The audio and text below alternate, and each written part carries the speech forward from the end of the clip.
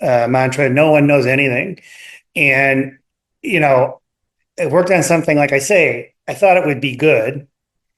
Then I didn't see that first episode. It was funny. We were back at our other job and we called and just people were so depressed. I mean, they were like, it's all come apart. It's not going to work.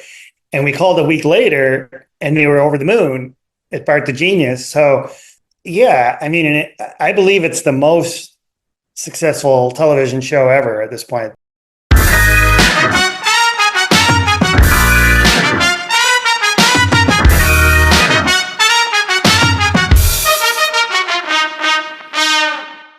Welcome to the Funny in Failure podcast, a podcast that celebrates failure and shines the light on the emotional side of comedy, with yours truly, Michael Kahan. Today's guest is humble, passionate about his work, grateful, and loves what he does, and he has an interesting story. It is crazy to me that I got to speak to the showrunner of The Simpsons, a show that has had a profound impact on my life and also my writing. Also, Al is a mensch, he's generous, easy to talk to, with a lot of knowledge. It was great. I took a lot out of this chat, and I think you will too. Okay, let's get into it. Emmy Award-winning producer / writer Al Jean has worked on The Simpsons since it became a series in 1989. He has a credit on over 600 episodes and has been a showrunner for 22 seasons. In addition to 9 Emmys, he has won 2 coveted Peabody Awards and was nominated for 2 Golden Globes. Currently, he serves as executive producer and showrunner. He's also served as a writer and producer on The Simpsons Movie and was a producer and writer on the Oscar-nominated short film The Longest Daycare and the 2020 short Playdate with Destiny. In 2021, he wrote and produced the Disney shorts The Force Awakens From Its Nap, which was nominated for an Emmy, and The Good, The Bart, and The Loki. Al also co-created The Critic and Teen Angel and served as the producer of It's Gary Shandling's show, for which he won 3 Cable Ace Awards. Other television credits include The PJs, Alf, and The Tonight Show starring Johnny Carson. So as you can imagine, we dive deep and we cover a lot, and we chat about being wanted by the FBI, The Simpsons, creating new shows, writing for the Harvard Lampoon, working on Johnny Carson, going to Harvard at 16, The Critic, leadership, negative feedback, Hollywood reboots, Gary Shandling's show, moving forward, plus plenty more. Before we get into this epic chat, in case you aren't aware, the videos are now available on YouTube under Michael Kahan. That's Kahan with a K, unless you're listening to it already. I'll still be posting snippets of these chats on Instagram under Funny in Failure, so check them out if you want to stay in the loop for upcoming episodes, or you want to ask a guest a question. I'd also love it if you would share the podcast or share your takeaways from the chat. It really motivates me, helps the podcast grow, and ensures I can lock in amazing guests like this one. And just as a final reminder, the podcast comes out at 3:30 Melbourne, Australian time, with the full video of the podcast to be released the following day. Okay, cool. Thank you. Let's get into it. I want to hear about this. I believe you were wanted by the FBI. Can you tell me about this? And was it a badge of honor? Yes, although I didn't know about it till years after the fact. My former writing partner, who I'll mention a lot, Mike Reese, and I wrote an article for National Lampoon. And in the early 80s, there was a company called International Paper that did articles about how to write a novel by Kurt Vonnegut, or how to write an essay. And so we satirized it by having Thurgood Marshall, whose job as a Supreme Court judge was partially to decide what is pornographic, tell you how to write pornography. And so we wrote this article in the first person from Mr. Marshall, and it was spot on the way it looked. So somebody sent it to him, and he gave it to the FBI, and he said, take care of this, which I didn't know until after he died. And the FBI, we had used at the bottom, there was an address, and we'd use the National Lampoon address. So they said, wait a minute, this is a parody, which is protected under the First Amendment, Mr. Chief Justice. So they didn't do anything, but I was stunned to learn about that. Isn't that crazy? Also, how angry was that guy that he went to the FBI? Not even the police. He escalated that to the highest of levels. Well, it was, a little mean spirited, but yeah, no, I know. It's like, I thought this was a free country, or maybe it never was. So Fair. So when did you find out? You said later when he died. So you were at National there was a Lampoon. biography of him, and I don't know who alerted me to it, but it mentioned this article, and I was just stunned. I mean, I was like, when you do something and you definitely get a lot more feedback on The Simpsons than any other thing, you wonder if the person being parodied sees it. But you almost never hear about it. And we did wonder when we wrote it if he would ever see it. But like as I say, the reaction he had was the last one I would have envisioned. You almost hope now the people that you parody see it now based on that experience. You want them to see it. Well, it's funny that, you know, you people have real feelings, and so we sort of try not only satirize the public image of somebody, and if somebody has a problem or an issue, we really try not to dwell on it. So with that in mind, yeah, I do hope people see it. You're a very kind man to say that at the start. A lot of people just do things for comedy's sake, but you've actually got some empathy, so that's nice to hear. And you mentioned National Lampoon. This is really interesting to me because this was kind of like the hub for, amazing creators and writers. Were you 16 when you joined Harvard? Like, how did you find I was National? 16, and again, Mike was my roommate from freshman year. He wanted to get on the Lampoon. He knew about it already, and that's why he wanted to go to Harvard to get on. And it was before Harvard Lampoon people all went to television, and it was like a show business precursor. There were two guys, Doug Kenny and Henry Beard, that founded, and Rob Hoffman, the National Lampoon from Harvard. But it wasn't like a sure path. Usually if you were at the Harvard Lampoon in that era, your admission was to write for the New Yorker or, some print magazine.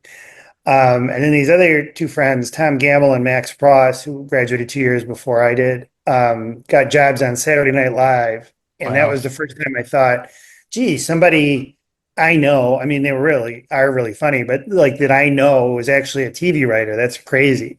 So then it started to, go into the realm of possibility. But I certainly, I did not go into college thinking I would leave as working in television.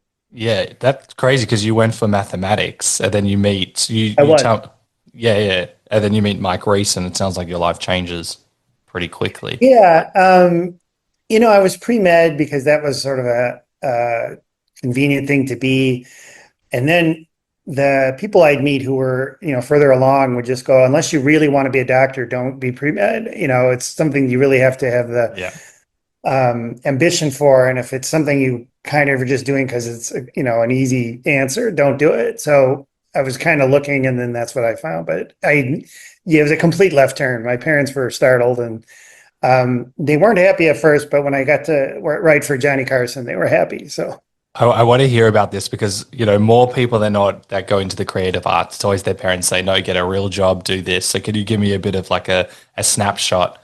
Yeah, because I believe your mum was an English teacher, but she was an elementary school teacher in a Catholic school before she got married, and very smart, and very much encouraged my love of learning and the other kids in my family. I really owe the world to her for that, and to my dad. And yeah, I mean, I totally get it. Back then it was $8,000 a year to go to Harvard, which was substantial. And they were like, gee, we spent all this money. And then, he goes into this profession. yeah. And little did I dream, I don't think I would have done it had I, known, how crazy it would be in the long run. That's crazy to hear. And it's different now.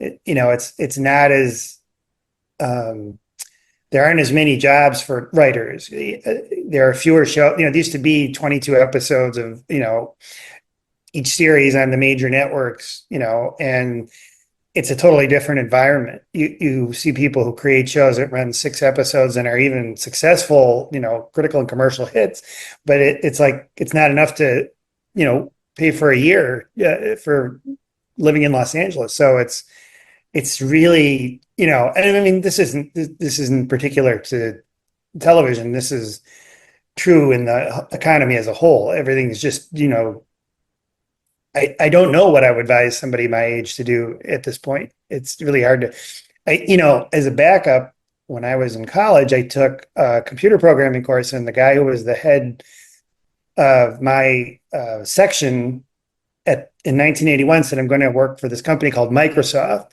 So like that would have been good, but I also don't even know if that's as good as it used to be, with AI doing a lot of coding. And this is my outlook on this has changed in 5 years. I mean, with AI. I used to think coding was like one of the surest paths for somebody who worked hard and was smart, but now I don't know. Who knows? The world is rapidly changing, but you're scaring me. I've got like 6 original screenplays that I'm ready to get out to the universe. And we had Mike Scully as well. And someone else also mentioned how, as you said, 6 episodes a season. That's scary because it's very, as you probably know better than anyone, it's hard to get a show out there. And then when you get it out, 6 episodes, pay might not be that brilliant. Not that I'm doing it for pay. But then, it might not even last the 2 seasons or 3 seasons. It might get cancelled after the first season. So what do creatives do? I don't know that, I don't know the creator personally, but the show Dickinson was on Apple and it was a hit and it was a commercial success, but they wouldn't pick it up. They do it every 2 years or something. So even though it ran 3 seasons, the person creating it said, I really can't do this for a living. And that's really a bizarre system. It's crazy. Yeah, I mean, as I say, it checked both boxes of what you're supposed to do, and it ran 3 seasons, I believe, and even so, it wasn't enough. Anecdotally, I think I heard there was a writer on The Bear who drove an Uber to help make ends meet. It's a very strange. I mean, again, no show could be more successful than that one. Okay, well, I'm not going to show that clip to my wife because she's really she's banking on me. I just try to tell it as like I see it. I mean, no, I'm just joking. I appreciate it. It's important for people to know and also even if it was during the glory days, just because you got a script doesn't mean it's going to get made anyway. So, yeah. Yeah, and I'm one of the luckiest people that ever was that, for 40 years, I totally was in the right place at the right time. Mike and I with The Simpsons, we were the first 2 writers hired on staff by Matt Groening and Sam Simon and Jim Brooks. And, again, I never would have dreamed it would have lasted 40 years. And it's like, who knew? I mean, I thought it would be a good show when we got the job because I thought Sam was great. And I was a fan of Matt's from his newspaper strips. And of course, Jim, I grew up watching his shows and thought they were the best. So I thought that it'd be different and I thought it'd be interesting, but nobody would have dreamed it would be 40 years. I've got so many questions on The Simpsons, but I want to build up to it. But also on that, I believe your friends weren't interested in The Simpsons. They didn't quite see the appeal of it, which is well, part of it was not as much the creative appeal, but that it was only a 2-day-a-week job. So back then, that wasn't great. It was like a summer job. We were in between seasons of the Gary Shandling show, the first one he did. So that's why we did it. Both we had the free time, and what made me really want to do it was they sent us 30-minute reel of the clips from the Tracy Ullman show, the Simpson clips, and I thought, oh, these are really funny. Like they had a real spark. And Jake Hogan, a Simpson writer who worked as a production assistant on the Tracy Ullman show, said, oh, they would play great with the audience. So there was some inkling that it would be popular, but of course nobody dreamed, how wide it would spread.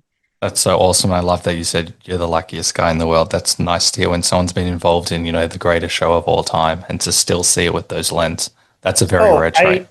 Well, it's a bizarre experience because to so many people other than me, they saw The Simpsons as a phenomenon. I mean, I saw it before it was a phenomenon. turn into one. Then when we started running it in season 3, Mike and I were terrified that that period, there were a lot of shows. I think of like Mork and Mindy as an example, which was a huge hit, but after 4 years was off the air. And we ran Alf, which was also a big success, but after 4 years, it was off the air. And shows with audiences that were primarily children had issues with longevity. So we were really worried about the show ending. If you can believe me, like, season 3, I didn't want to be the person who was there running it when it ended. And Crazy. yeah, so. Wow, that's okay. We'll pigeonhole that because I want to build up to this because you've got a very unique journey in how you found this. You talked about pre-med, studying mathematics, meet Mike Reese. He tells you about National Lampoon. You join National Lampoon, and then obviously that, Oh, I should interject one thing. And I don't know if 40 is going to be the end. I mean, there's no discussion of, finishing after 40 seasons. So the show's great now and it could very well go on. That's great to hear. Simpsons is probably what led me to do screenwriting. So it's, Oh, wow. yeah, we'll get into all that. I want to type the National Lampoon. So so what made you actually join it? Mike obviously tells you about it. Do you see it in does it reveal like this hidden creativity? Did you have aspirations? Because as you said, writing wasn't really, a known job at the time. I did read a lot in high school, and I had ambitions to be a writer. I entered a writing contest, in high school. And what the big reason was for me to want to get on the Harvard Lampoon was that the people that I met, including the ones I mentioned just now, Gamble and Pross, were so funny. The ones I met through Mike, just, I wanted to hang out with them, and, little did I dream I'd still know them and hang out with them now. Oh, cool. And then we, again, had this crazy fluke, which is the Harvard Lampoon to National Lampoon really hadn't been a thing after the first 5 years.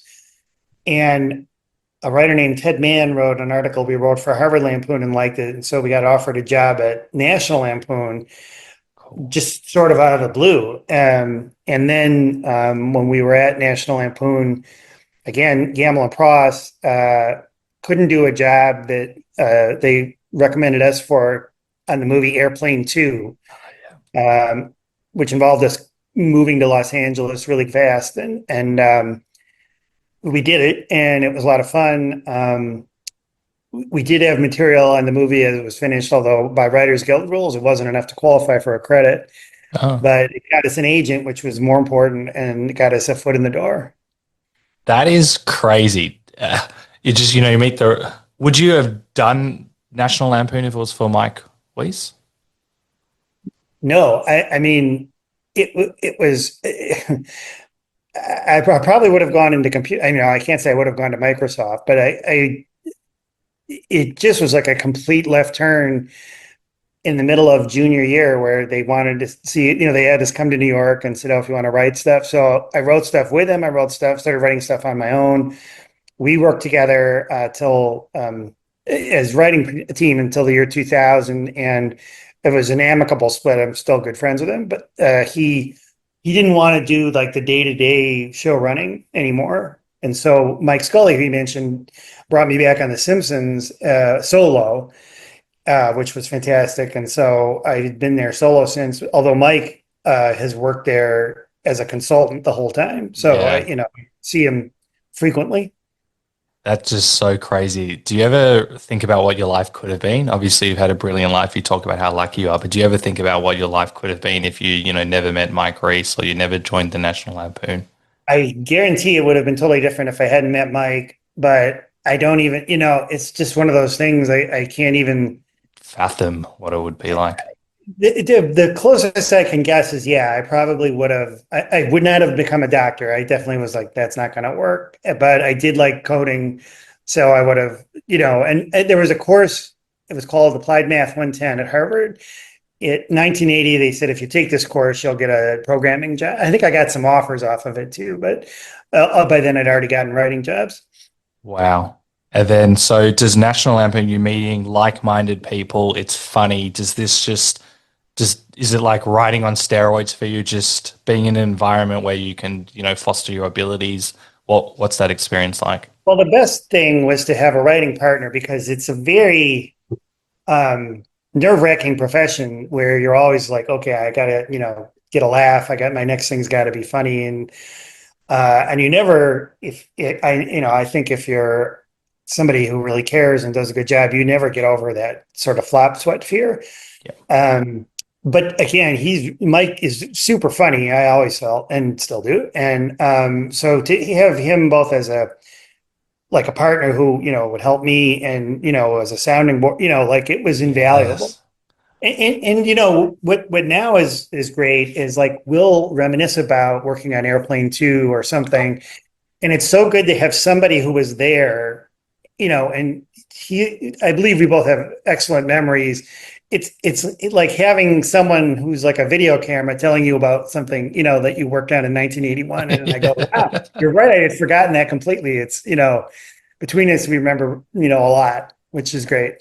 That's amazing. And I really like that you bring up sounding board because when I've worked with various writers, and even if the other writer doesn't actually write anything down, the sounding board has been so important for me. With my wife, I call her in like half an hour every day. I'm like, I'm thinking of this idea. And I thought there was something wrong with me as a writer because I'm like, I actually need to speak out my ideas before I can write. Absolutely not. My wife is a writer too. And it's absolutely like when you're in a room, that's one of the most valuable things is, if someone says something and it doesn't get a laugh, then it's probably not funny. I mean, the converse isn't true where you can get a laugh in the room and not work at the table, but not work in the script as it finally is read. But you definitely know if it's not appealing to like 5 other people, then it's not working. Exactly. And I think that's also really important you bring up because so many people have different styles. And I know that the various writers I've met, they thought that they're like almost a failure if they just can't write by themselves. But that sounding board, the exchange in ideas or just, asking, does this work? Does this not work? Or what do you think if you do this? Because to me, it's such an important process. And I think it's very valuable that people know that you don't necessarily need to do it all by yourself. Well, my favorite novel, and the favorite novel of many, is The Great Gatsby. And the writer of that died thinking he was a failure and that the book was a failure. Yeah. And, it may be the most read American novel. If it's not, it's really high up. So the only thing, like I wish he would have known what it would have been such a great thing to, same thing with Van Gogh or Yes. Ironically, Doug Kenny, who I mentioned, died right after Caddyshack came out and thought that was a bomb. And it's beloved now. I mean, people call it one of their favorite movies of all time. And Yep. wish he could have known. I agree. And then when you go to Aeroplane 2, was that crazy that you got a job like that? Because Aeroplane #1 was very popular, right? It was another very ironic thing. Airplane screened at Harvard, test screening, and we invited the Zuckers and Jim Abrams back to the Lampoon. It was the funniest movie I'd ever seen, when I saw it. And then 2 years later, we're working on a sequel that they really didn't like and what happening. And I was like, I can't believe we went from like just being fans to being like their enemy. I mean, it wasn't us personally. They just didn't like the idea a sequel was being made, which I get why they didn't like it. On the other hand, they had sold the rights, so they had no choice. So they were in it was a complicated situation. So, and my brother, he was 5 at the time and called it Airplane too much like the first one, which was pretty perceptive. And, either Mike or I said, Airplane 2 was a great movie if you never heard of Airplane 1.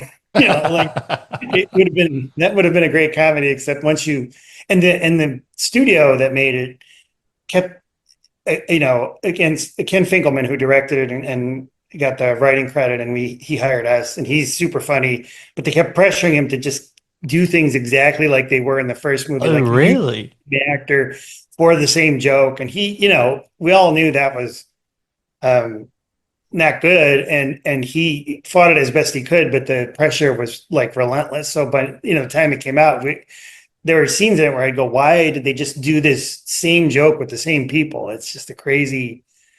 Well, we're seeing a lot of that with Hollywood reboots. Like even I can't even talk about this. I'm still so upset. But the latest Star Wars movies are basically so similar to the earlier Star Wars. We're seeing so many reboots that are so similar.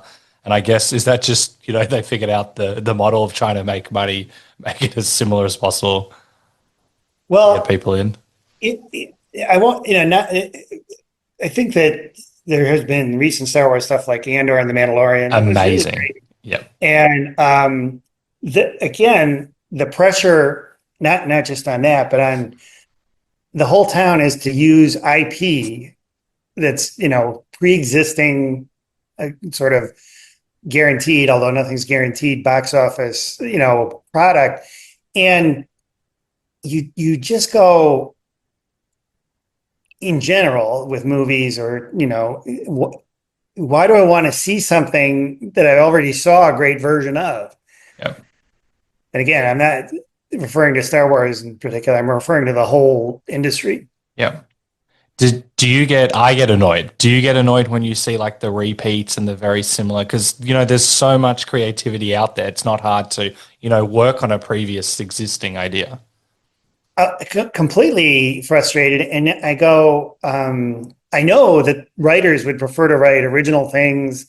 And of course, Star Wars, when it first came out, was a completely, different thing. And that was its appeal, was, in many ways, it was like nothing you'd ever seen. So it's too bad that there's just this, it's really hard. What used to be is like you'd write a script or have an idea that you would pitch. Now the company will send you their catalog and you'll look through, the things that they own. And I go, it's a very strange process. And I'm actually working on, I can't say what it is yet, but it's one, I'm like, oh, thank God it's this one. It's like, I'm so happy that this thing I love so much, they wanted me to work on it. And I hope it gets made. But in general, there's so many things we go, why are they making a movie out of this, item that's not even, a story. It's just like a thing. I agree. I love going to the movies. I think like after COVID, I went to like 40 movies in like 2 years. Like I just love the movies. And then there's nothing worse when you're like, oh, I've seen that, you've done that. It's not hard to just change it. But anyway, I won't bore you with my rants about that. I think we can get brilliant stuff out there. I think the audience has got a similar point of view to the writers who are frustrated. And, my hope is that let's say there was a stagnant period in movies in the 60s. Well, that led to a really great period in the 70s when people were like going against the wisdom. And in 1970, the movie business was really concerned that it was like, failing, and that, hugely expensive movies. The Fox lot where we worked, half of the lot was lost between Cleopatra and Hello, Dolly, in terms of the cost of those two movies. And Cleopatra actually was a hit, but it still didn't recoup enough. And, Hello, Dolly was not a hit. So they had to like sell half of the Fox lot, which is now Century City, the, development. Yeah. Wow. That's crazy. Yeah, I know people who actually, when they were young, remembered the whole thing being the Fox lot. Wow. And I like your optimism. Sometimes it goes up and down, and, we can only go up. Yeah. It's a cyclical thing. And it's, The Simpsons is a perfect example. That wasn't, it was Jim hiring Matt Groening, to work in these shorts, a very idiosyncratic pairing, and Jim has, the clout where he could get it done the way he thought it should be done. And believe me, it was like nobody was sure it was going to be a success. There was an infamous episode that was poorly directed, and it was the first one that came back. It's not a secret, from the studio, and people thought the whole thing was going to be a failure. And then the second episode, Bart the Genius came back, directed by David Silverman, and that saved the whole franchise. Oh, was, really? Yep. How? They revamped the one that was bad, and they aired it, and people like it just fine. But it was that the director had inserted all this stuff, thinking he was funnier than Matt and Sam and Jim, and Wow. logical humor. It was really crazy. It was. I assume that person was no longer involved. But what did that experience teach you? You see something not be great, but then you see something be fantastic, and it changes everything.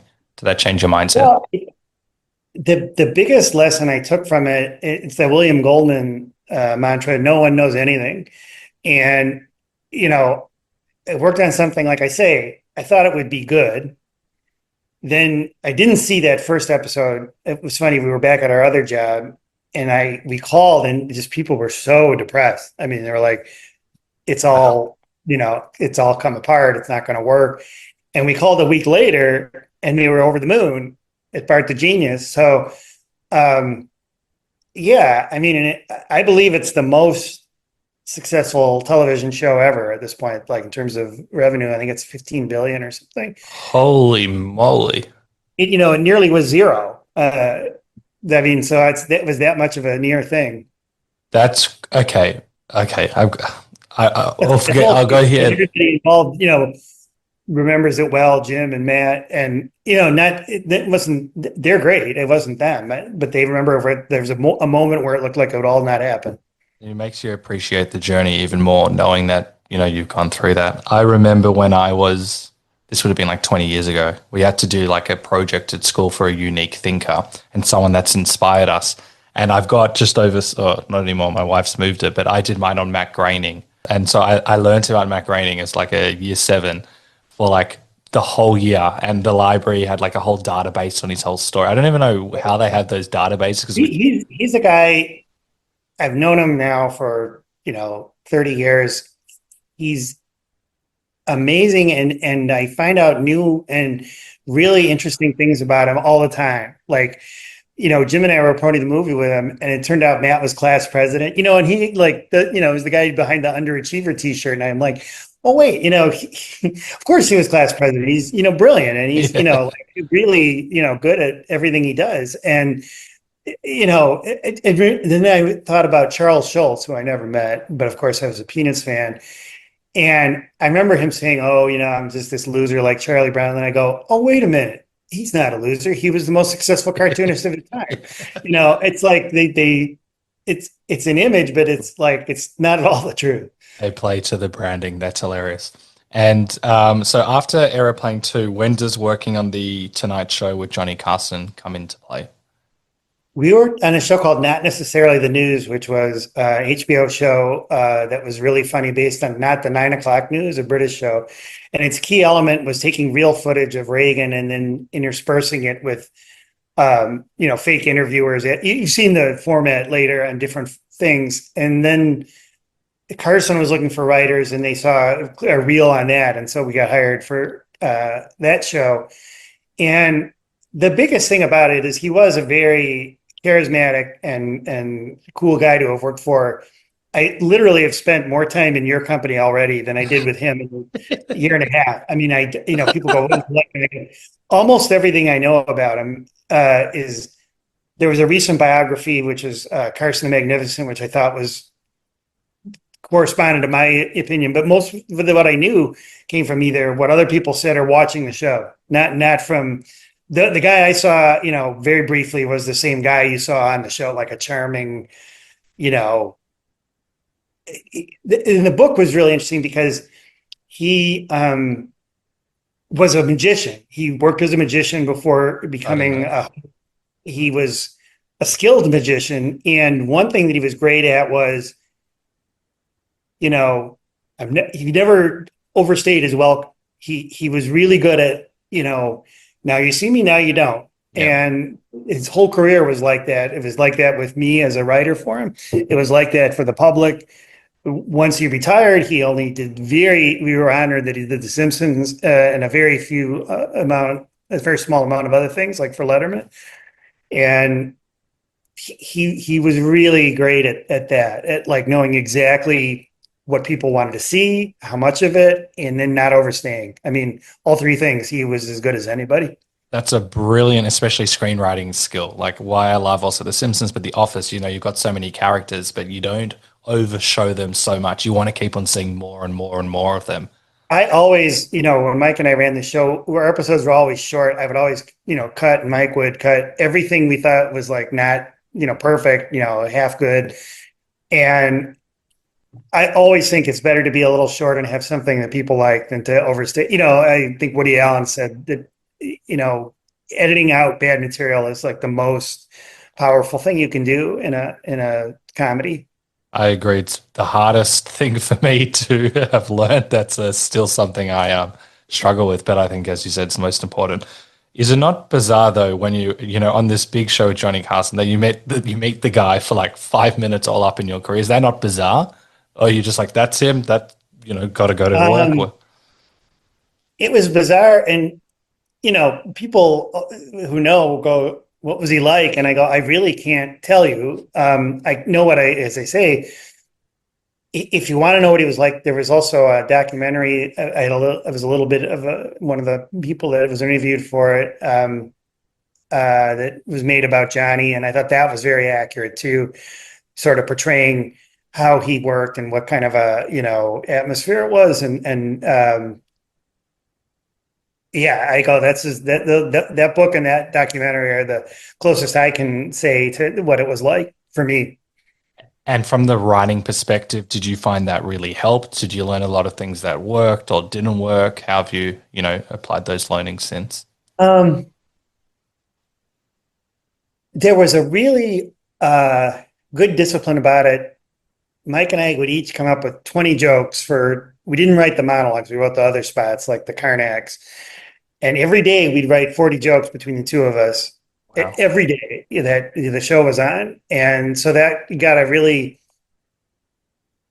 again, maybe, I should have had more of this, but I've never had a writer's block because I just go, I got to get something down. Yeah. I mean, the writer's block that's the hardest at The Simpsons, although I have a new script that I wrote that's coming out in November, is thinking of a new idea that, The Simpsons hasn't done. And, it's amazing to me how great everyone there is at keeping something interesting and really funny that has been, done in so many different ways. Wow. And then this is also crazy to me. I know that, what were you thinking at the time when you get let go? Because, you're still early in your career. Is that scary? I quit. It's still the only time I've been let go was the one Tonight Show time. But what was really ironic was we were let go, and then they asked us to come back. So I think they would cycle writers. I think the head writer would sometimes go, Johnny wants to shake things up, but he forgot to tell us that. So we'd gotten another job and we're like, we can't come back. We're already on another, have another commitment. And as it stood, I'm glad that we obviously took the path that we did. But it was not too long after we were like, maybe a month or two after that they asked us back. Oh, wow. That's the only person I've heard that's been only let go once. So many people. Well, that show had happened a lot. Pat McCormick, people would ask about, he was let go 5 different times. Wow. Other people, it would. There's a really funny story I know anecdotally, which is there was a feed that you'd get from NBC in the, this is before the days of, you could get anything on the internet. And Johnny called the writer's room and said, is Pat McCormick there? And he wasn't. And they go, yeah, he's here. And Johnny goes, really? Then how come I'm seeing him do a thing in Daytona? So he got fired for that, but came back after that. Oh, that's hilarious. And okay, I've got so many questions on this. Do you then do Elf? Yeah, I can't say for sure that happened, but the person who told me would have known. That's hilarious. And then, does that impact? I know you got a job so quickly, which is, rare in this day and age. But when you let go, I know everyone gets let go. Were you worried? Did any emotions? Yeah, worried enough, at one point that I applied to business school, and then we already, again, when I say lucky, I mean really lucky. We have worked pretty continuously since 1981. I mean, there have been 3 writer strikes, but other than that, worked the whole time through, which is again really, really lucky. That's crazy. And isn't it crazy, looking back now, as you said, that there was almost that small period where you potentially could have given it up. And I know you probably wouldn't have, but that was the thinking at the time. The John Lennon quote about life is what happens when you're making other plans, I think is really apt. I think it's good to like plan your future and to go, this is where I'll be doing in 5 years. And it's good to, the 2 daughters, my youngest is in college, and I just say, well, do well at what you're doing so you'll have the option. But, she's 20. I don't know that she should know right away, like what she wants to do. Yeah. It's very to understand what, the world's going to be. Exactly. No one, I'm in my early 30s and all my friends are now like, what am I going to do with my life? They've all gone down the accounting, the finance, and the lawyers, or some are lawyers, and now they're looking to change their lives. That's just the nature of the world. Many people I met as writers were former attorneys that just didn't like it. I used to be an accountant. I can't go back, so not for me. And then later you get to the Gary Shandling show, which was, you said, really important for your career. It later leads you to The Simpsons. What did that teach you? Johnny was a great show to work on, but it wasn't considered like it was funny. My friends would never ask me for Tonight Show tickets, but Letterman came to LA for a week and suddenly everybody was asking me for Letterman tickets, even though I didn't work for that show. That's so funny. I had friends that did. So Letterman was for people our age, was the real, the Emmy winning, cool thing, in the 80s. But when we got on the Gary Shandling show, that was another thing that had like a lot of critical. I mean, Johnny was always a critical favorite, but the writing on the Shandling show also was really highly regarded. And I feel like this sort of taught you a lot because you said he was quite indecisive about jokes. So it forced you to keep on like rewriting and, maybe it helped with your process even further. You probably didn't want to do it at the time, but. Well, again, I miss Gary, and I would say he's and I've met a lot of funny people. He's one of the 5 funniest people I ever met, one of the 5 purely funniest humans ever. But it was good that we had a relationship where we could kind of tell him sometimes what we thought he should hear, which was, hey, this thing that you liked before, your idea usually is good. Like, stick with this thing that you liked. And one of the writers said if Gary had 5 good ideas in a pre-production, he would combine them all into one script and then be behind in week 2. And that is like, he was very, very funny and the harshest critic of his own work. So did he have a bit of imposter syndrome? And if so, did that teach you anything about it, or was it just interesting to observe someone like that? This is a very sad irony. Him and Doug Kenny had the worst thing that could happen to him, which is sibling died. And sad even just saying it. Sibling died when he was young. And often when that happens, in both those cases, what I understand is it wasn't clear, they didn't really you have anything like grief counseling for the surviving kid. And so it was really tragic, and it made him very sad his whole life. And I see how it affected him, and I go, I can't imagine anything that would be worse. Yeah, to carry that on. That's a very good awareness by you as well. You were there for then 2 years, and does that lead directly to The Simpsons afterwards? Is that how? Yes. It was, again, these guys, Gamble and Pross, had worked with Sam Simon, but they weren't available. So he was looking for a team that would work 2 days a week.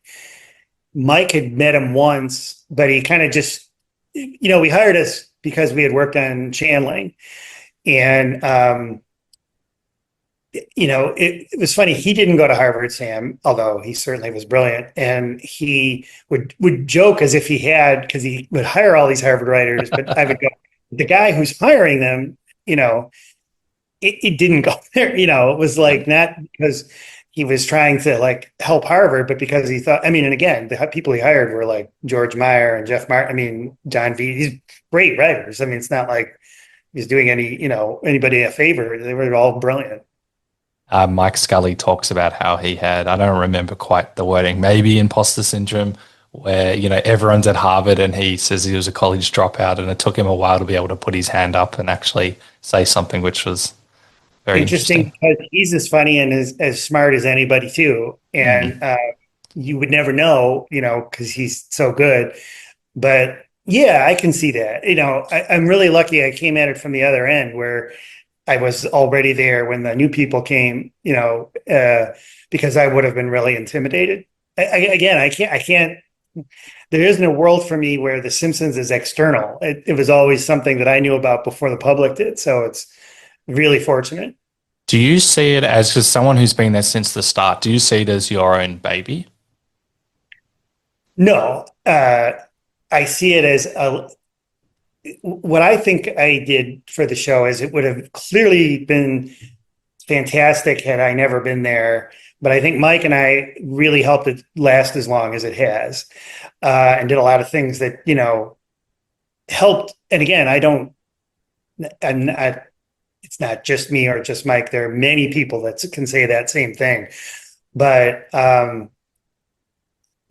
so many, it's brilliant people, the cast and the directors and the writers all converged at the same time. And the other thing was that when it came on, it had the whole animation field to itself, pretty much, so whereas now we're, justifiably compared to things like Arcane or Bob's Burgers, back then, whatever we did was kind of groundbreaking because there hadn't been a primetime animated show that lasted since the Flintstones.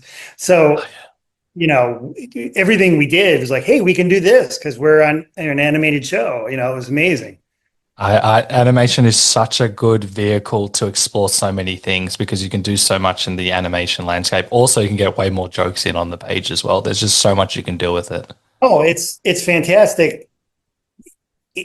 There's clearly a reason why if you get it past the beginning, which is very tough, animated shows are all the ones that have been the longest lasting. You look at how South Park is doing so well this year, and they're only 10 years younger than us. I mean, and Family Guy is still on. And, all these shows, there's no question that if you have an animated show that people like, because, there's the phenomenon where people like what they grew up with, and animation looks and sounds the same as it did when you were a kid. And so, you're not seeing the ravages of time on anything. You're going, so it's evergreen and it's magical. Yes, that's a great way of saying it. It sparks something in your childhood, so it can always make you happy.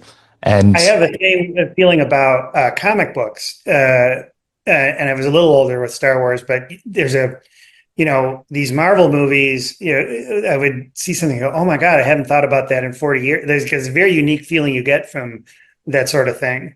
I love the Hanna-Barbera stuff. I've recently watching the Jetsons, got the Flintstones as well. And then I've been buying artwork. I've never bought any artwork. I'm getting I got Yogi Bear, which you can't see. And I've got all of these cool artwork coming through. And it just, looking at it, it sparks something. Maybe, as you said, through the childhood lens.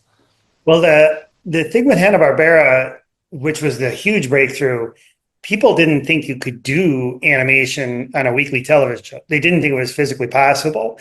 And they did a lot of ingenious production, tricks and they made it happen. And, otherwise movies, like Disney classic movies took years. And, Snow White, I discovered about 10 years ago, for example, was actually on film, which they animated too, so to do something that isn't like that, to just do an animated series on TV was really, really a breakthrough for them. And you guys have also done that. And isn't it? I've got a few examples. I've got 3,000 questions on Simpsons because it's amazing your impact. And you're very modest. What you said before, you've been a crucial part in making it successful. There was a point where you thought you might be fired. I think you wrote Homer and the Bat. And to me, this is a really interesting story. Can you tell That me? idea was Sam Simon's, and the script was by John Schwartzwelder, but we were the showrunners. Yeah. And the only time this has happened where we read two scripts in one day, that was the second. Got no laughs. Obviously, none of the baseball players who agreed to appear were there. And I mean, again, this is how nobody knows anything. I literally thought that was going to be the end of our careers. And in fact, a couple people in the cast, every time they would do like additional dialogue for it, they would go, "Oh, this one, oh." And flash forward to, and this is not a joke, 2017, and I'm at the Hall of Fame, the Baseball Hall of Fame in Cooperstown, and they're doing a special induction of that episode. And Wow. so many things like that happen in The Simpsons, where the Valentine choo choo choose you was a real Valentine I got in third grade, and Oh, I didn't write the script, but we were the showrunners. I suggested to Frank Mula that be the card that Lisa gives Ralph, and I it's not a modest thing to say, but I think it's the most Valentine. I didn't write that Valentine. Like that was a real Valentine that I had. It's the most famous one of all time now. It's insane. isn't that crazy? Let's just pretend that's the only thing you did, just that Valentine's Day card, which I remember and I watched it how many years ago. All of my friends remember that. Isn't it crazy that just, Yeah. doing something like that, probably millions of people are aware of like that. I can't even comprehend how crazy There's that so is. many things like that. Like I named the character Ralph Wiggum because we wanted a little boy that was kind of like Ralph Crammed, and that's who he's named after. He was first in a script that Mike and I wrote. I was just remembering like Mr. Largo. I named him because Largo is a musical term, and all the stuff that we just did like randomly in the first couple of years, like turned out to be things that people, they're part of their life. I mean, it's a really crazy thing that I'm always like shocked when it happens. I'm like, I can't, it's insane, how much of what we did is like an integral part. And then I remember, like things in comic books that I remember really well from when I was a kid. And I go, well, I see what the phenomenon is, but it's amazing. It's insane. Even your reaction, like when I said Simpsons is probably the reason I started writing, like you like showed visibly like, wow. And I'm sure you've got so many things like that, or people just go to you all the time. Simpsons changed my life. It helped me through da da da da. Is it still like as crazy as the first time you heard something like that? I never fully get used to it. No, I mean, I'll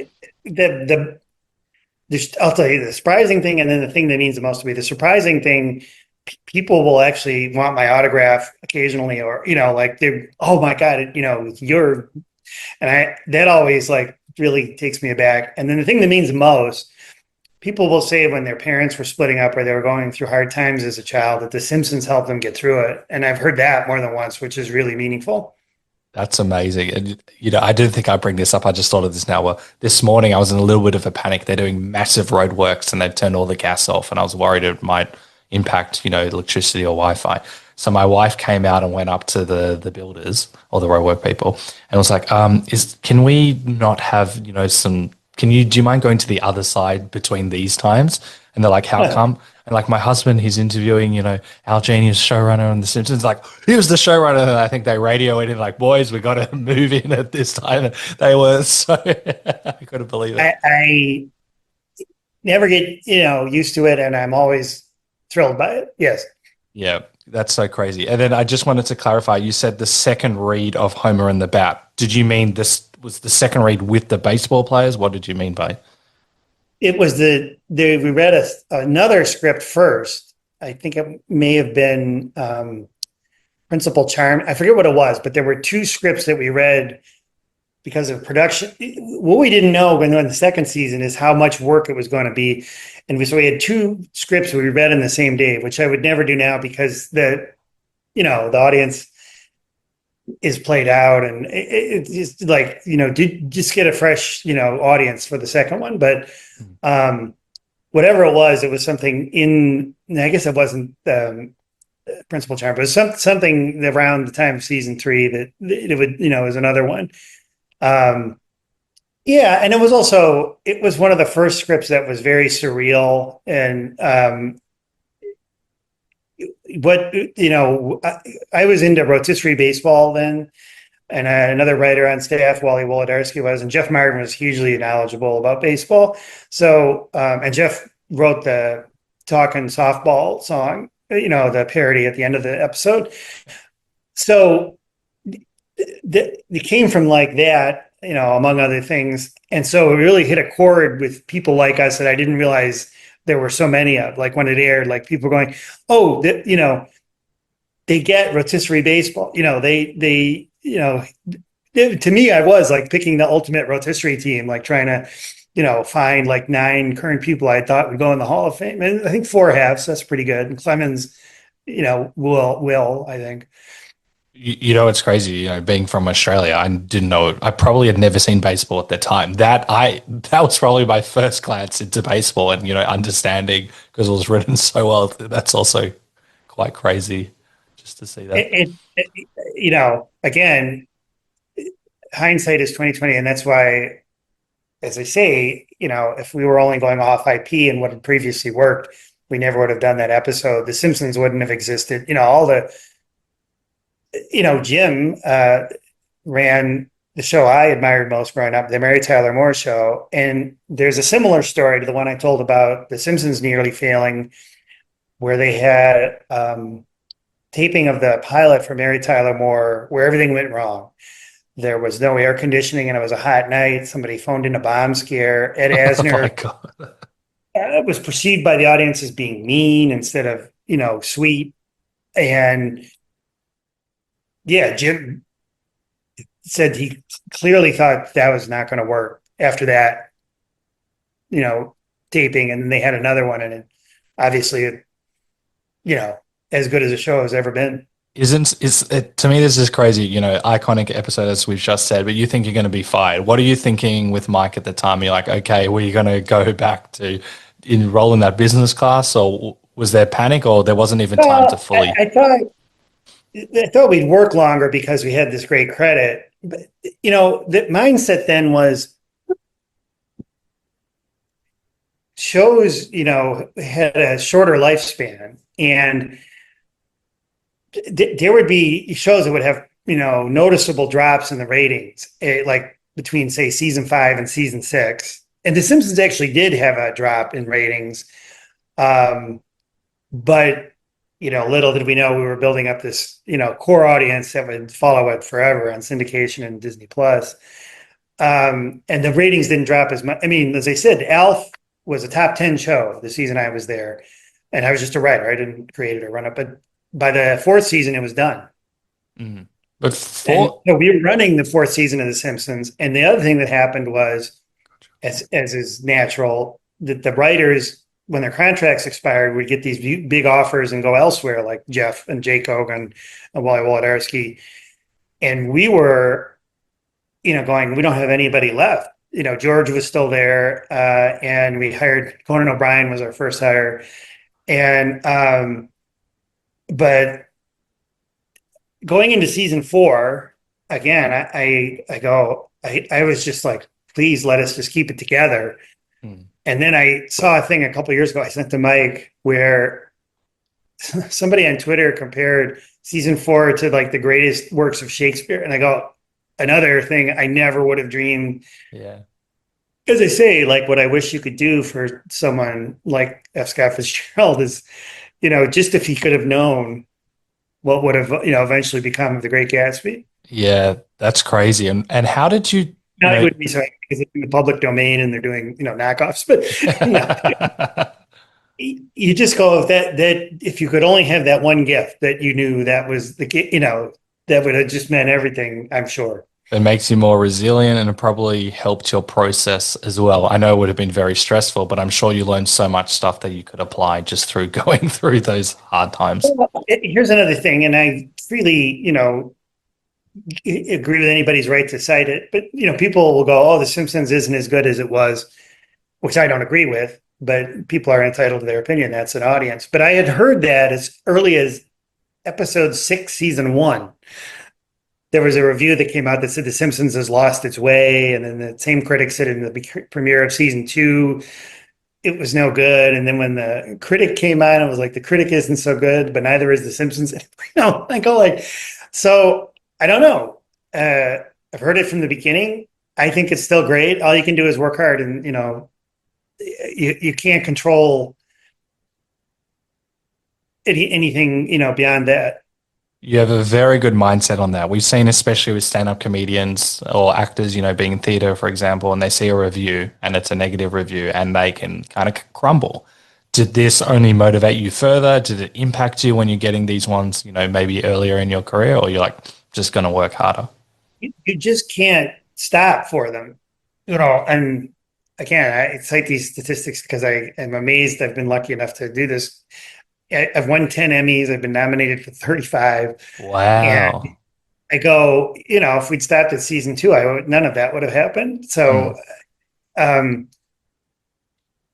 it won an Emmy. It's nominated this year and won 2 years ago. So, to me, and by the way, and it's not as easy a category by any means as it was when we started. It's much tougher competition.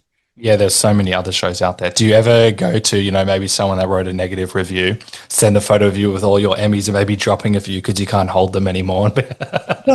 No, because again, everyone's entitled to their opinion, and I don't love everything, so I'm entitled to mine. But you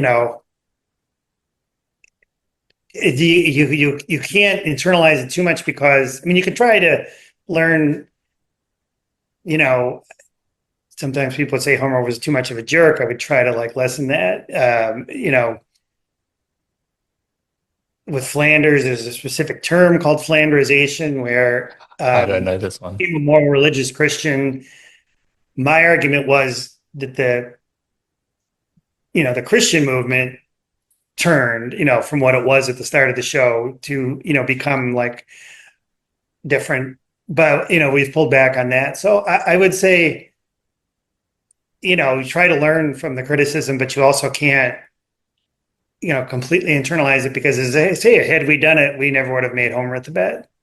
Oh, yeah, that's a great take. And also, Flanders is one of the most interesting characters as well, one of the nicest people on the show. And one of my favorites to write for. I think that Harry does a fantastic job voicing him, and that, yeah, it's a great character because he really is nice. That he's sincere in his beliefs. And it's funny because people would say, oh, your show is anti-Christian. And I would go, well, who would you rather be a neighbor of, Flanders or Homer? Anything anti-Homer is the way I would. I like that. That's a good take. And then, you mentioned you get, put into show running, which is already crazy. I'm sure you anxiety filled, and there's obviously time pressures, and it's probably a different skill set to what you've learned. How do you remain creative during all of that stress and all people asking you questions? What helped you? Well, the biggest thing is to have people that you work with that are great. The writers were all great. The directors were great. You would have a ton of work, but whatever you would delegate, or whoever would write a script would just be so good. The quality of the writers in The Simpsons throughout has been amazing to me. We've always been lucky to get people who really wanted the job, and we could choose the ones that we thought were great from then to now. That's so great and obviously, you were involved in picking the people as well. But were there ever moments, and we can talk about the Simpsons movie, because, 100 plus rewrites, and then you're also working on the show. I don't know how someone can, produce it, especially at such a high level. Yes, you're delegating, but there's so much happening. And also you're probably sleep deprived, you're stressed, all of those things can negatively. Really hurt. Yeah. Yeah. And it wasn't like we were doing, there were big chunks that never made it into the final film. There was a whole scene at a circus but a lot of the rewriting was rewriting the same scene. The one that David Merkin and I, another friend who's great, would laugh about rewriting again and again was the hotel room where Homer tries to sell the family on going to Alaska. the Alaska idea came in really early and never, it was never a doubt that we would have him go to Alaska. But that scene, like 50 of those 100 rewrites were in that scene. And one thing I pitched was the Marge taping over the wedding video, and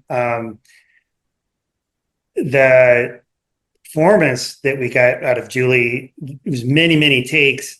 And there was, I think, a little sort of a sadness in her that last performance that we got that was perfect for the moment, which she says as well. And it was, really great emotion that broke through, even after all those years, and, you're paying money to see it. Well, I remember the emotional depth that came from that, because that was a serious, moment, and to actually feel something, it's very hard, regardless if it's animation, live action, whatever it is, as you know better than anyone. Feeling something is, like, to me, one of the goals of writing, and, to be able to get that. That was like a magic trick for me, which was so many times Marge and Homer had a problem, and we had to make that issue fresh and plausible for the movie. And we pretty much did. So, I mean, yeah, I was really sweating it. I didn't stop sweating. There were 2 points where you really, like, things seemed a lot better. One was we had a test screening in Arizona that went really well. It was our second test screening. And there I was going, well, this is good. Although when I worked on Airplane 2, we had a fantastic test screening in San Diego. And then, so you never know. And, Tom Rothman, who was the head of Fox, said, the screening was great, but you still don't know. And then the other time that I was really pretty sure was that the day the reviews came out, and I think in a space of an hour, we got really good reviews in Time Magazine and New York. I mean, everything it was got like a 90 on Rotten Tomatoes. So once those all came in, okay, like, people realized that we really tried. And then when that ended, could you kind of finally breathe? Like, how, I know we've spoken about how. We had to go back. Like, we were sort of stacked up on the show. So there was never, this was the irony, was that, no, but then the writer's strike happened in 2007. So that was, sounds like a blessing. It was like kind of fortuitous for us, because it was really, we were really exhausted after the movie. And I hope it was fortuitous for, people who lost livelihood, that obviously is totally, but it was like, we were really exhausted. And have you had to develop any tricks? Because I believe, like, you never have missed work. You've always been doing work, outside of the writer's strike as well. Have you had to develop any techniques of how to rest or enjoy life, or has The Simpsons always been? It's hard. I mean, I'm still, I'm part-time on the show now, which is great. I'm happy to be, but, something happens and I go, oh, I saw an article about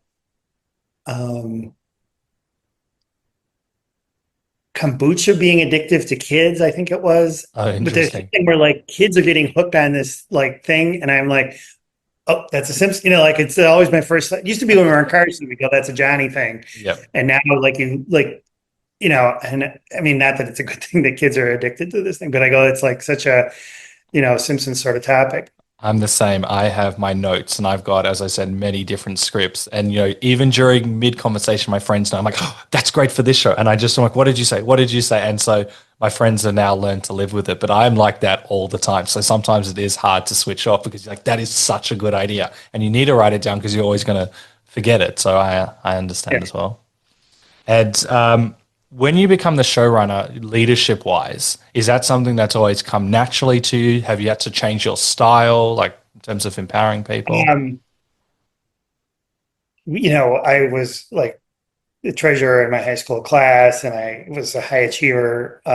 But no, as I say, when we were asked to be the showrunners at The Simpsons, it wasn't us pushing to be the showrunners. It was that Jim wanted Sam Simon to come over and do another show with him. And so, yeah, I think anybody that isn't daunted by it, again, doesn't take the job seriously enough. I mean, it's really hard. And it's hard because you can do everything right and it still doesn't necessarily work out. I mean, I've seen things where I thought people were really good and whatever, the script, other projects, the casting didn't happen, or, it's like so rare that you have a situation like The Simpsons where I go, I wouldn't change, the directors or the cast or, the way the show is. I mean, everything just was right the way it should be. That's a great take, but I'm sure, as the showrunner, there's so many different elements, but also just being in the writer's room. You've got deadlines, you need something else. You need something out, but then, you might be stressed, you just might want it done. How do you empower people in times like that? Well, it's funny because again, they did 13 episodes. And so when we started at the end of season 2, we were getting back to back 22, actually 24 episode seasons, which was a huge order of magnitude harder. So Mike and I were working 80 hours a week. Gee. Mike Scully, when he ran it, had the great idea to split the staff. There were more writers also in 2, so that there were 2 rooms going at all times. And, that obviously is something that we still do. So it's not the same stress, but yeah, in television, people get empowered because it has to. I mean, again, this is why it's changed.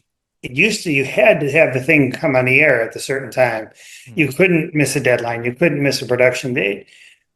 Now with streaming, it isn't necessarily the case. So, but back then, people were empowered because you had to, the key quality more than anything was decisiveness.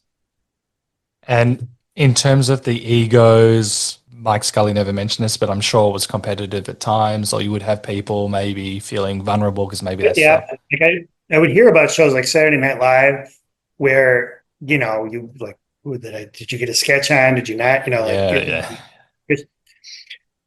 We, and this started, this was from Jim on down, we were not concerned about whose joke was what as much as just make it good, be supportive of other people. The greatest thing in the world is that somebody else pitches a really funny joke that gets in. So, yeah, there were a couple people, down the road that were less of that mindset, but it's amazing what a self-effacing, group-oriented attitude has been the entire time. And that's a credit to you and all the other people as well, to foster an environment where it's all about what's the funniest joke, how can we all collaborate together. And Absolutely. Almost everyone I could name, that was their soul and guiding instinct. And again, starting with Jim and Matt. And I think, as you know, like we've had a couple of people, I think, from Saturday Night Live, and just the brutalness, the competitiveness, the backstabbing. I don't know how shows like that survive when you've got that mindset. It's so, I'm again so fortunate, because I've heard about differences, and it's Saturday Night Live, hugely successful, but situations where there's a star that's really difficult or, a problem. And I can honestly say I've never had a situation that was that bad. I mean, it's really fortunate that I've avoided that, in my career to this point. And, there are people where I go, I wouldn't want to work with a person like Roseanne because I would, not that she wanted to, but I would just go like, life's too short. I agree. When I have worked with writers, at a very low level, nothing like this, I'm embarrassed bringing it up, but it's always, working with people with integrity. Can you communicate? Even if you disagree, we're all here for the highest good of the script. Can we put our egos to the side? All of these things you've spoken about are crucial to developing a great writing environment. You then leave The Simpsons, and I'll just get a bit of a snapshot because we'll do a rapid fire segment shortly. And you then create your own show, or 2 shows, I believe, The Critic and Teen Angel. Is that what led you to leave The Simpsons? What were you thinking at the time? Well, actually, again, it was contractual. Jim had a overall development deal with us, so he said, "I want you guys to develop your own show." And through a number of meetings with Jim, we came up with The Critic and John Lovitz, and and that's a perfect example. There was a lot that was really good about The Critic, and John is hilarious, but it didn't first of all, it was on ABC, which wasn't the right net for it. And then, although it did well on Fox, it wasn't picked up there. And yeah, it just made me appreciate The Simpsons all the more. Like that everything, went right in The Simpsons. Teen Angel was fun and the cast was great. It was a strange period where Disney bought ABC like right in the middle of it. And yeah. it was like the previous administration, even though it was the same company. The biggest issue on that show was, as opposed to Simpsons, where you're always going, okay, like what Jim wants is the, is the what I'm always trying to do. We had 13 executives giving us notes, and I would say to one of them who I liked, I like them all individually, but I would go, this is going to be a different note, in a week, and she'd go, I know, just do it now. But that's like so many cooks. If you've got that many, and Mike Scully's spoken about how he's been screwed over a little bit in nicer words than that from executives. And, sometimes executives just need to say something. But when you've got that many executives, they're going to contradict each other. It's There's no possible way, even if it's 13 smart people, and I'm not saying they weren't, but that they're going to have any sort of coherent philosophy or point of view. Crazy to me. And then, so this is my dream, to create my own shows and get it made. When the critic ended, by the way, when I wrote that I'm having on the podcast, so much positivity around the critic, and I think I recently it may still come back. It's not at all firm. There's an issue in that the show wasn't in the Writers Guild then. It was pre-Writers Guild, and so I would want it to be in the Writers Guild now, like The Simpsons is, which is important for the writers to get health insurance, and so that may hold it back. But yes, I think there's a huge demand to do it. John would definitely do it. Oh, that's amazing. And as I was saying, so many people still talk about this show. Did you have Maurice LaMarche? Was he? We hired him, and I remember that interview really well, where this guy comes in, acts really well, but also has this incredible vocabulary of voices. And then I said, a funny one you might be able to do is Dudley Moore and Arthur. And he said, well, I've never tried. And then he did it. And I was like, oh my God, like this guy is a genius and, the perfect person for this show. And I'm so glad he's won 2 Emmys for Futurama. I mean, he's worked nonstop since. He's brilliant. And a great human being. He was just on the podcast recently. I really, really like him. Yeah. It sounds like obviously you put your heart and soul into the critic, but when it ended, it sounded like, well, at least I can go to The Simpsons. Was it still a tough pill to swallow when it ended?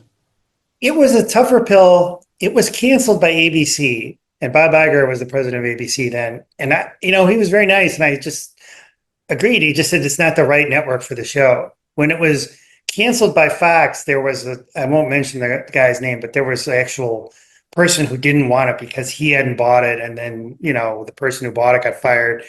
That happens too often, which is terrible. And so that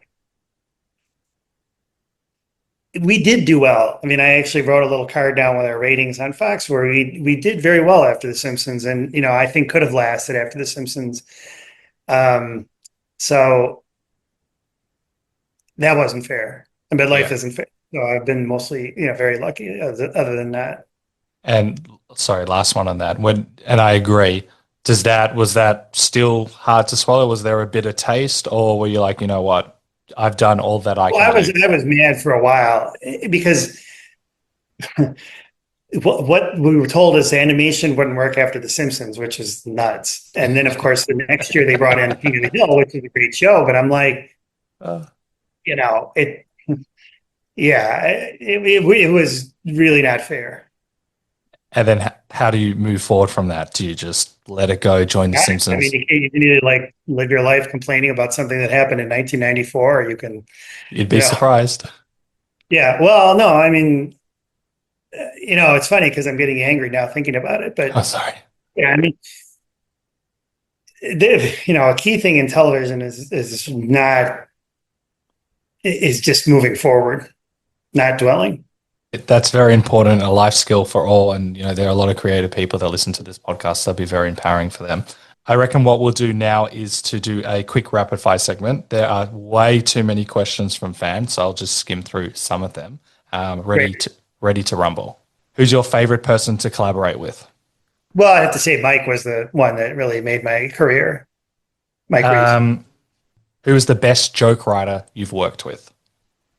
Impossible to say. I mean, there's just too many that I think are great I mean, we worked with Conan, there's nobody funnier than Conan. There's not people the world knows, long knows, but they're all so many great. I can't really single anybody out. Fair. I won't comment on these. Do you ever bring out your Emmys at parties or, when people No. come over? No, Uh, as I mentioned it, and like I go, well, we must be doing something right. But no, I did have a ironic thing where we had a fire in the fireplace where the flue wasn't fully closed, so there was smoke, and the fire department came, and my Emmys are up like on a wall, and they look at them and they go, "Oh my God, thank you for what you do." And I go, "You're a firefighter. Thank you for what you do." Oh, that's amazing. You've mentioned that you are, where is this question? They're a lot like Comic Book Guy and Lisa Simpson. How come? Well, the script that Comic Book Guy debuted in was written by Jeff Martin, and we all had a hand in this character who's like somebody that I knew and Jeff knew growing up. And again, this was like totally, uncharted territory that a TV show would have a guy who sold comic books as a main character. And I just, tickled me like that this like really sort of personal thing that we, had in our lives, became a running character. And then Lisa, when I grew up, my sister was more like Bart. Like she'd like, be a Weisenheimer. And then we were supposed to say grace, she'd go rub it up, Deb, thanks for the grub and stuff. And I was more of the Lisa of the family. So I related to the character more. What, next big dream or goal? Next big goal, just to keep doing what I'm doing. And that's great. You mentioned that you had another episode, or was it a show coming out? I had an episode coming out November 2nd that I wrote, and then I'm working on another thing I can't say, but I really hope it's not a Simpsons project, and it's just like a dream project to be working on. So Cool. I just got notes in the second draft today, and it's like a labor of love. Oh, I'm very proud of you. That's super exciting. What would you do if you knew you could not fail? If I knew I couldn't fail, I guess we've kind of had that luck at The Simpsons. I mean, but it's funny. My whole career has been like super avoidance of failure. Like I said, we got fired once, and but everything that I've worked on has wound up making money for the studio that made it. So it's funny. Like the guy I realized this was true of, where I don't compare myself to him in any other way, but Stanley Kubrick did all these incredibly eclectic projects, and people would say, what are you trying to do? And he would go, I'm just trying to make a Star Wars. And everything he made money. It's amazing. Every movie was a success. Yeah, that's crazy. And how did you, if it was you, how did you convince everyone to take pay cuts during one of the seasons? Well, season 23, it wasn't, I mean, I was on board, absolutely. But what happened was the show, they said that the costs had diverged so much that it would not be like something that could keep running if it didn't, start coming down to a degree. So the writers at that point all took 11% cuts, including me, and the cast took a cut, and still on. Wow. This came up a lot. Will you bring back Apu? I think that the character was someone we always thought was a great character and invested with a lot of dignity. He's actually smarter and harder working than anybody in the town. The problem for me as a person, I'm not speaking for the show, is that when you have a charged, character, it's hard to write comedy because like everything you're going, what's the position that we should now take? Obviously, casting would be somebody who is appropriate, but I wouldn't want to write that script because I would say everybody's going to be looking at it as some sort of as an apology. Is it a defense? It's Yeah, I get that. character was a guy who was a really smart and also like sexy guy who was a ladies' man, married a beautiful woman. I mean, it he had negative qualities, but then so do all Simpsons characters. Yeah, I well said. Can you enjoy comedies or do you analyze them too much? Both. My wife will say I'm really hard on them, but a movie like The 40-Year-Old Virgin, I'll just Step Brothers was another where I thought that was so funny.